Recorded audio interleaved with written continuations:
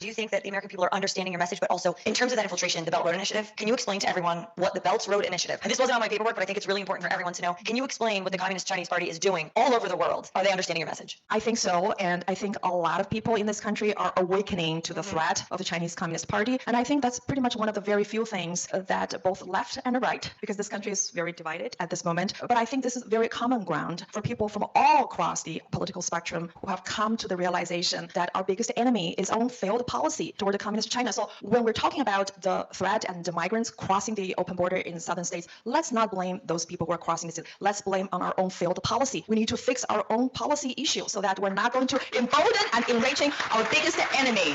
I want to comment on your question about the Belt and Road Initiative. As we know that everybody has been paying attention to the military crisis in the Middle East. Guess what? Israel is one of those many countries who have signed on the Belt and Road Initiative. Italy, Middle East, yeah, Africa. Exactly, and many countries in Europe. So that initiative is actually called the Global Colonization Project. And the CCP is infiltrating the railroads, the ports, and everything so that they want to control the entire world. They have an ambition not just to take down America. They want to take down the entire free world by destroying our way of life. And another important thing, infiltrating. And about the media, I don't see any mainstream media coming to cover this event because they have been bought and owned and paid for by the CCP. That's right. You see LeBron James not standing for our national anthem, but if it was the Chinese national anthem, because he's bought and paid for it, he'd be standing right up. Yes, and Hollywood, we're talking about in the Hollywood celebrities, and they've been censoring the film, and CCP owned AMC. I mean, the CCP owned the Smithfield, meat processing. I mean, 90% of our pharmaceutical precursors are dependent on CCP supply chain. So we are dependent on our enemy for our life-saving, crucial, supply chain. That is dangerous. So we got to hold our elected officials for their accountability. And every one of you must call your senators, your congressmen, and ask them to correct the past mistake and make sure that they're elected to represent we the people, not the CCP in Beijing.